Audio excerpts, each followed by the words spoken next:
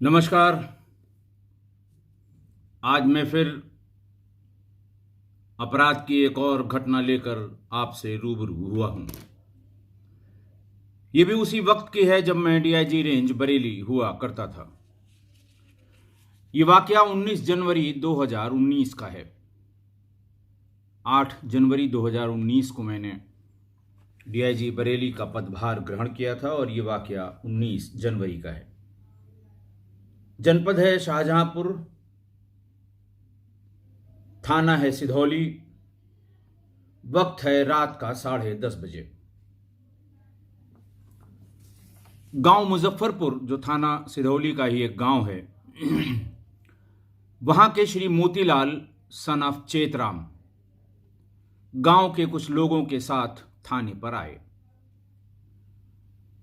और थाने पर आकर उन्होंने बताया कि मेरे छोटे भाई वीरपाल का लड़का बादल, उम्री 12 साल, शाम को 5 बजे जंगल की तरफ बकरी चराने गया था।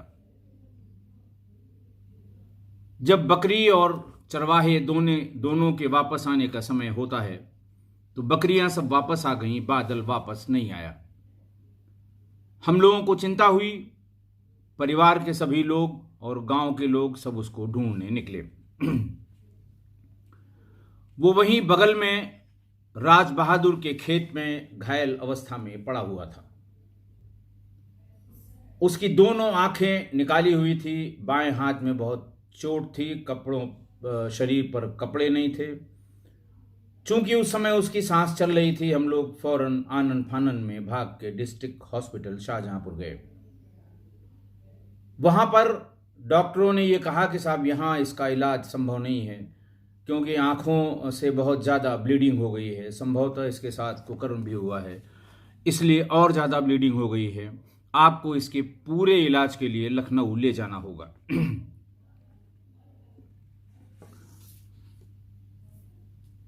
फौरन उन्होंने लखनऊ के लिए जब रेफर कर दिया तो हम लोग बादल को लेके लखनऊ के लिए रवाना हुए। लेकिन रात में करीबन 11 बजे के आसपास शशलिया के पास पहुंचकर उसने दम तोड़ दिया। हम लोग उसे लेकर वापस आ गए। तब तक दोपहर हो चुकी थी। उसको लाकर हम लोग सीधे चीड़घर में यानी पोस्टमार्टम हाउस में बाहर हम लोगों ने उसे रख दिया और अब पुलिस को इत्तला करने आए हैं। कल और परसों कुछ लोगों ने कमेंट किया कि आप हमेशा बताते हैं कि टाइप शुदा तहरीर या लिखित तहरीर या तहरीर लेकर ही पुलिस वहां से हिलती है अपनी जगह से। सूचना तो थानों पर किसी भी माध्यम से आ सकती है। गांव-गांव में घर घर फोन हैं। बात आपकी बिल्कुल सही है। एफआईआर लिखने में भी इस बात की मनाही नहीं है कि सूचना अगर मुजबानी आई है तो एफआईआर नहीं लिखी जाएगी। जो तहरीर पे एफआईआर होती है उसमें लिखा होता है एफआईआर में कि तहरीर प्राप्त और उसके अनुसार एफआईआर दर्ज। और अगर जुबानी है तो वाकया जुबानी लिखा जाता है, किसी से सुना हुआ है तो वो भी लिखा जाता है। लेकिन इसमें तमाम आगे चलकर कानूनी पेचीदगियां होती हैं। जब मामले के गवाह होस्टाइल हो जाते हैं तो ये आरोप लगाते हैं कि साहब मैंने ऐसा तो नहीं, ऐसा कहा था, एफआईआर थाने पर किसी के दबाव में गलत लिख ली गई। अभी भी आधे से अधिक मामलों में जब वो स्वयं लिखित में तहरीर बनाकर, तहरीर लिखकर एफआईआर कराता है, तब भी ये कहता है कि साहब जब मैं थाने पर गया था तो थाने पर मुझसे जबरदस्ती तहरीर लिखाई गई। इस तरह की बात वो जो डिफेंस के लोग हैं वो इसलिए कंफ्यूजन पैदा करना चाहते हैं कोर्ट में, कोर्ट के दिमाग में ये बैठाना चाहते हैं कि साहब ये सब कुछ मैनेज्ड है, पुलिस ने जानबूझ के ऐसा किया है। इसलिए प्रोसिक्यूशन की की स्ट्रेंथ की दृष्टिकोण से सरकारी वकील जब वहाँ खड़ा हो तो उसके पास तो कोई आदमी ऐसा होता नहीं जो उस समय के वाकये से वाकिफ हो सिवा आईओ के। उसको स्ट्रेंथ देने के लिए कि साहब ये इन्होंने लिखित सूचना दी थी ताकि वो मुकर न सकें। बहुत बार केवल 100 नंबर की सूचना पर पुलिस मौके पर पहुंच जाती है, तहरीर वहीं मौके पर ले ली जाती है या तहरीर वाले को थाने पर भेज दिया जाता है कि आप वहां तहरीर दे दीजिए, वहीं एफआईआर दर्ज हो जाएगी। लेकिन फिर कोर्ट में ट्रायल के समय में यह कहा जाता है कि साहब देखिए घटना तो इतने बजे की थी और एफआईआर मैनिपुलेट करके 1 घंटे बाद लिखाई गई। ये सब कलाबाजियां हैं अदालतों में वकीलों की और तमाम बार और बेंच दोनों के बीच का जो मामला रहता है। बहुत ज़्यादा इस पे कहना उचित नहीं है, लेकिन सामान्य व्यक्ति की दृष्टिकोण से जो आपने कहा है आपकी बात सही है कि हमेशा थाने पर लिखित तहरीर लेकर ही कोई क्यों जाता है। दरअसल ये एफआईआर में लिखी हुई बात है कि वो स्वयं तहरीर लेकर थाने पर उपस्थित हुए। ट्रायल पर या ट्रायल में अपराधी को इसका फायदा न मिल जाए इसके लिए ये शब्द लिखे जाते हैं, वरना उन्हें मौका मिलेगा वो कहेंगे साहब ये मैनिपुलेटेड एफआईआर है। इतना सब होने के बाद भी डिफेंस का लॉयर खड़ा होकर यही कहता है। चलिए खैर, तहरीर उनसे लिखाई गई। मामला बहुत संगीन था, बहुत सनसनीखेज था। तुरंत मुकदमा कायम करने के आदेश कर दिए गए। मुकदमा अपराध संख्या यानी क्राइम नंबर 51/19 धारा 302 आईपीसी यानी हत्या की धाराओं में अपराध दर्ज कर लिया गया। हमेशा की तरह एसओपी फॉलो की गई। चूंकि रात में वो 10 बजे ही आए थे और 11 साढ़े 11 बजे तक पुलिस पहले मॉर्चरी गई। मॉर्चरी में उसका पंचायतनामा, जिसे पंचनामा भी कहते हैं, वो भरा गया। बॉडी सील की गई, मॉर्चरी को रिसीव कराई गई। फिर उसके बाद पुलिस टीम वहां पर पहुंची जहां क्या ये घटना स्थल है। घटना स्थल मैंने बताया था राज बहादुर का खेत था, जंगलों से सटा हुआ। उसको येलो टेप से संरक्षित किया गया, सेफ किया गया और वहां पर संघर्ष के बहुत ही स्पष्ट निशान थे। तमाम खेत के पौधे टूटे हुए थे। ब्लड स्टेन्स वहां पर बहुत जगह बिखरे हुए थे और स्पष्ट हो गया कि यहां पर उसके साथ झगड़ा हुआ है, उसने विरोध किया है और उसके बाद इसकी हत्या हुई है। डॉग स्क्वाड भी आया, फॉरेंसिक वाले भी आए। डॉग स्क्वाड ने इतनी मदद की कि वो वहां से निकला और पास के गांव नगला के श्रीपाल के मकान के दरवाजे तक चला गया। श्रीपाल के परिवार के जितने लोग थे, बार बार गया वो, जितनी बार हैंडलर ने ट्राई किया उतनी बार श्रीपाल के दरवाजे तक गया। श्रीपाल के परिवार के जितने लोग थे, जिस भी उम्र के, उनको थाने पर लाया गया। इधर सर्विलांस वालों ने सबके नंबर नोट कर लिए, मौके की सेल आईडी पता कर ली सभी सर्विस प्रोवाइडर्स की, बीटीएस उसका निकाल लिया ताकि पूरा डाटा लेकर उसमें लोगों की प्रेजेंस के बारे में स्पष्ट रूप से कुछ बताया जा सके।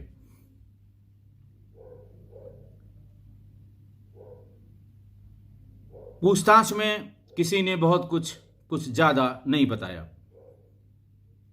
लेकिन यह तय हो गया कि जो कुछ भी है या जो कोई भी इसमें जिसने भी अपराध किया है वो इसी घर से संबंधित है, या वो इसमें रहता है या यहाँ तक आया है या फिर यहाँ आके फिर वो कहीं और निकल गया है।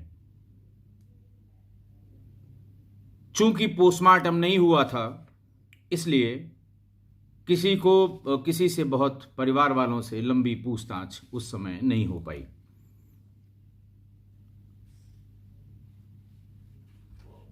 अगले दिन यानी 20 जनवरी 2019 को बच्चे के शव का पोस्टमार्टम किया गया। मैं फिर से याद दिला दूं, बच्चे की उम्र सिर्फ 12 वर्ष थी। कि cause of death due to shock and haemorrhage as a result of antemortem injuries. 2 injury यानी दोनों आंखें बाहर निकाल ली गईं, नष्ट कर दी गईं, क्षतिग्रस्त कर दी गईं। बाएं हाथ पे बहुत गहरी चोट, जिससे वहां की हड्डी टूट गई। सिर पर किसी भारी चीज से प्रहार और बच्चे के एनस से बहुत ज्यादा रक्तस्राव, और वहां पर जो चोट है उसका उल्लेख पोस्टमार्टम रिपोर्ट में किया गया था। एक्सेसिव ब्लीडिंग से, हिमोरेज से बच्चे की मृत्यु हो गई। पोस्टमार्टम करके बच्चे का शव उसके चाचा वादी मुकदमा, ताऊ थे, बल्कि ताऊ यानी वादी मुकदमा, और परिजन और जो लोग भी आए थे उनको दे दिया गया। नाबालिग बच्चों का जैसे संस्कार किया जाता है वैसे ही उसका भी अंतिम संस्कार हो गया। अगले दिन से पूछताछ शुरू हुई। परिवार का, गांव का जब बयान लिया गया तो किसी से कोई जाति दुश्मनी का पता नहीं लगा। किसी तरह के जमीन का कोई झगड़ा किसी से उस परिवार का नहीं था। जरजोरू जमीन में तीनों को पुलिस ने, शुरुआत ही पुलिस इसी से करती है, सब पर अलग अलग तरह से छानबीन करने के बाद भी कुछ पता नहीं लगा।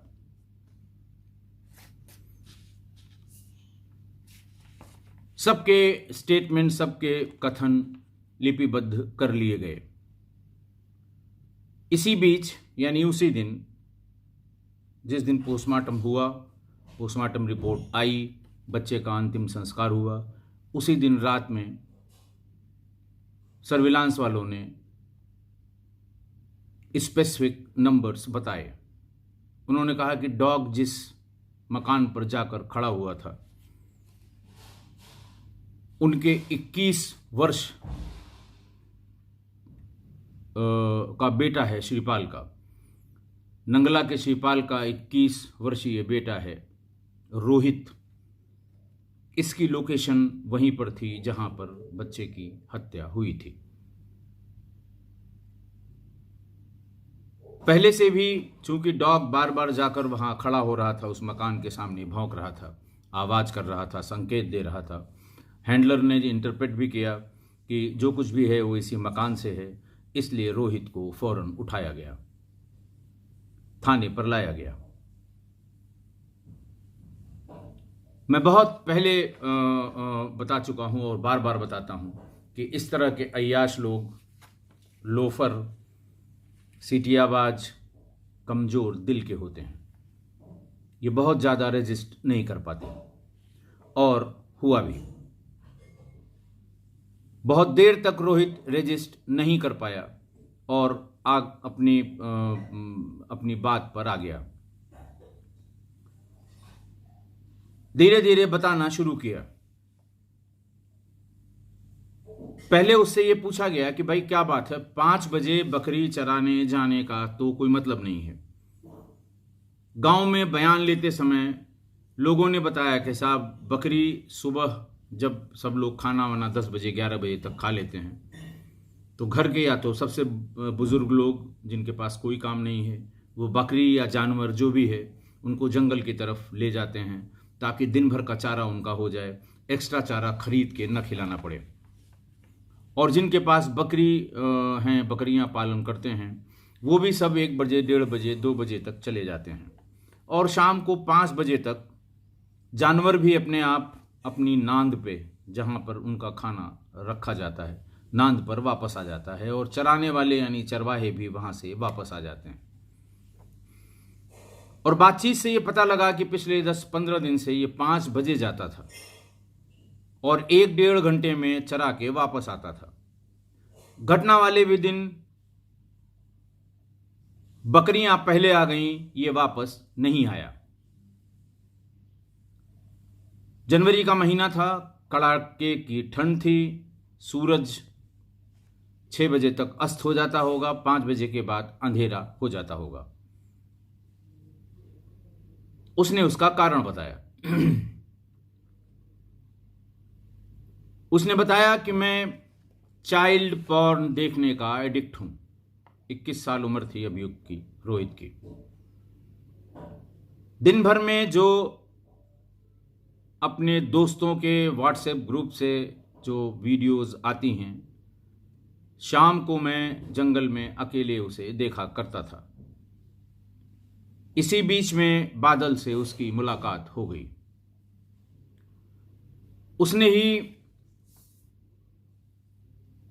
बादल को यह बताया कि तुम शाम को बकरी लेकर आया करो, ऐसे घर से निकलोगे तो लोग तुम्हारे पीछे पीछे आ जाएंगे, हम तुम्हें रोज नई नई वीडियो दिखाएंगे।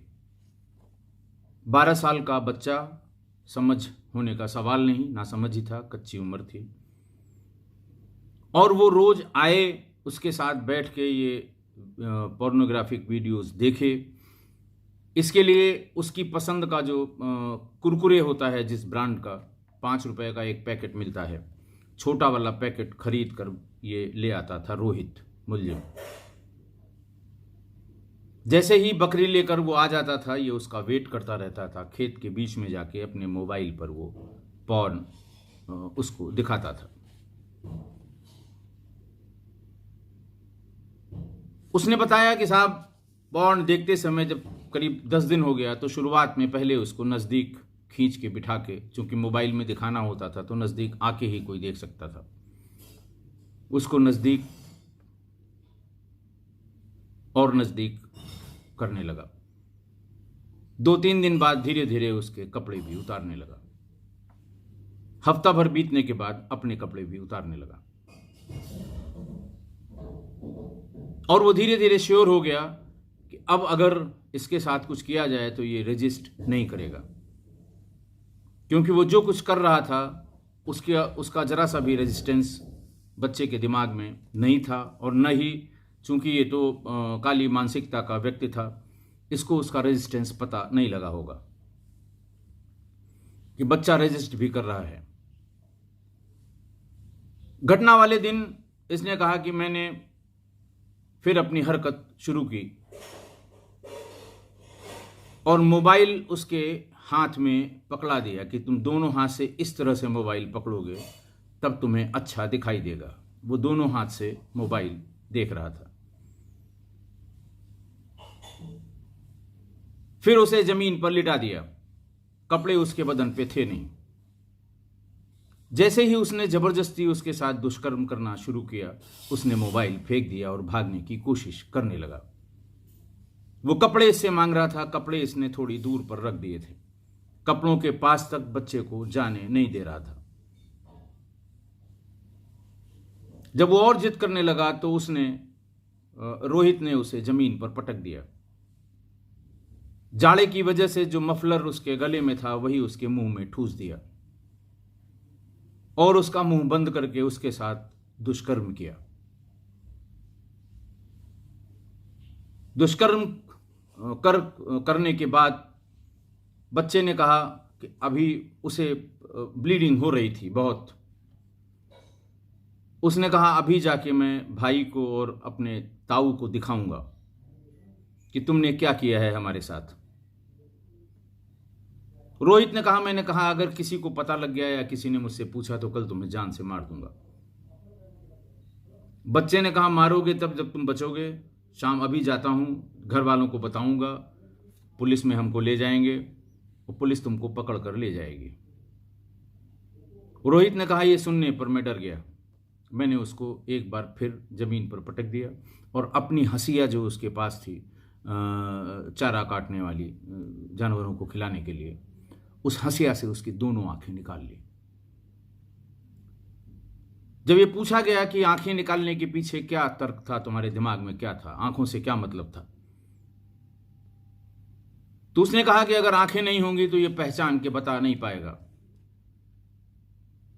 नाम मेरा जरूर लेगा, पुलिस मुझे पकड़ कर ले जाएगी, परिवार वाले भी मुझसे पूछताछ करेंगे, मैं यही कह दूंगा कि मेरा इसका झगड़ा हुआ था, मेरा नाम गलत ले रहा है, इसके साथ जो कुछ किया है किसी दूसरे ने किया है, उसका नाम छिपाने की कोशिश कर रहा है।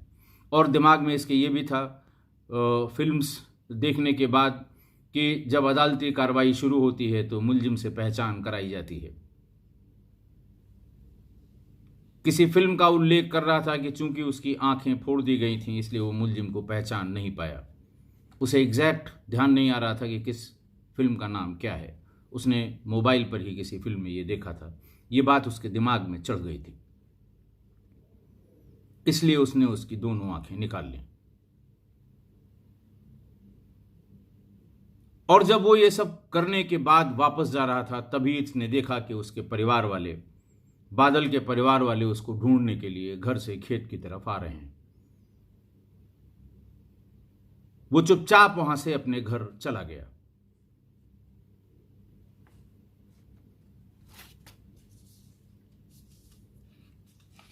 उसने जो बातें बताई,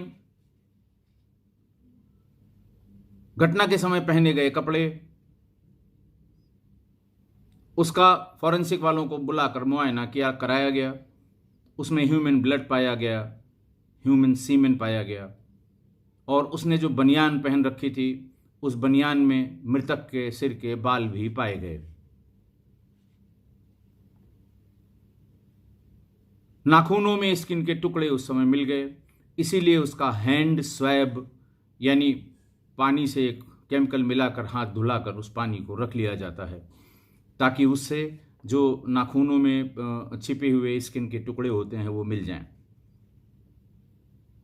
बच्चे के साथ अप्राकृतिक संबंध बनाने की बात जब पीएम में आ गई थी तो उसकी स्लाइड्स भी तैयार की गईं और उसमें भी ह्यूमन स्पर्म पाया गया।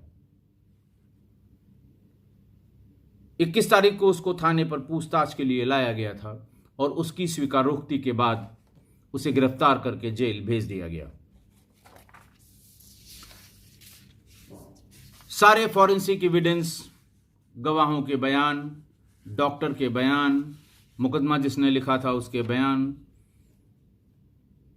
ये सब एक साथ नत्थी करके 11 मार्च 2019 को चार्जशीट नंबर 75/19 संबंधित न्यायालय में दाखिल कर दी गई।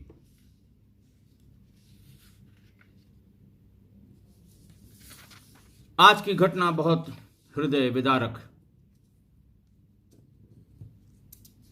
एक छोटा बच्चा जिसे बहुत सालों तक बहुत दुनिया देखनी थी, उसका अंत हो गया और अंत का कारण वही चाइल्ड पोर्नोग्राफी, फास्ट इंटरनेट, सस्ते मोबाइल और घर वालों की गैर जिम्मेदारी कि छोटे छोटे बच्चों को भी उनकी जिद पर मोबाइल खरीद कर दे दिया जाता है। और ये सिलसिला मैं बार बार बताता हूं, छोटी बच्चियां 4 साल, 5 साल, 6 साल, उनके साथ बलात्कार के बाद हत्या, उस समय तो नशे में या झोंक में या किक में या उसको जो भी कह लें, एक्साइटमेंट में छोटे बच्चों के साथ कुकर्म। और फिर जब ये रियलाइज हुआ कि अरे ये तो बता भी सकता है या बता भी सकती है, तो उसको मार देना। छोटी छोटी जिंदगियां में कई घटनाएं आपको बता चुका हूं, तबाह हो गई हैं, खत्म हो गई हैं। वैसे तो पोर्नोग्राफिक कंटेंट रखने, प्रसारण करने, देखने, सब पर हमारे देश में प्रतिबंध है, कानून है, लेकिन इसे और सख्ती से लागू करने की और इसके प्राविधानों को और सख्त करने की आवश्यकता है इस समय। क्योंकि मैंने अपने इतने लंबे कैरियर में जब मेरे सामने ही पहली बार पहला मोबाइल फ़ोन लॉन्च हुआ था लखनऊ में। मैं लखनऊ में ही उस समय सीओ हजरतगंज था। एक सेट मुझे और एक सेट मेरे एसएसपी श्री सुबेश कुमार सिंह को दिया गया था। कितने कौतूहल से हम लोग महीनों महीनों उसको देखते रहते थे कि बिना तार के कैसे बात हो रही है। बगल के कमरे में आदमी से बात करने के लिए भी एसटीडी कोड का इस्तेमाल करना पड़ रहा है। कितनी साफ आवाज़ निकल रही है, कैसे लोकेशन किसी की मिल रही है, और आंखों के सामने ये कारवां निकलता रहा और आज ऐसी जगह पहुंच गया जहां कभी कभी खुद को भी शर्मिंदगी होती है कि as a law enforcing agency हम भी कभी कभी असहाय हो जाते थे या हो जाते हैं। अगर ये सख्त कानून और सख्त कार्रवाई नहीं हुई जो वक्त की ज़रूरत है, तो समाज और पुलिस दोनों असहाय होकर इस तरह के तमाशे देखते रहेंगे।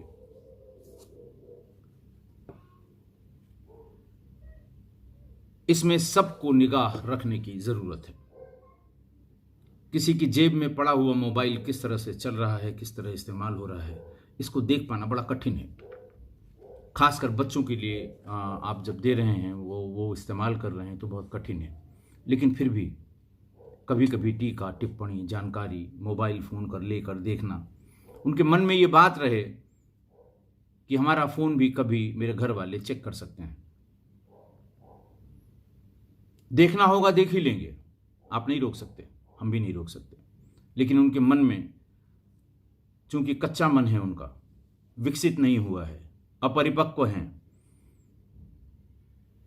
इसलिए उनको अच्छे बुरे का ज्ञान कराना बहुत जरूरी है।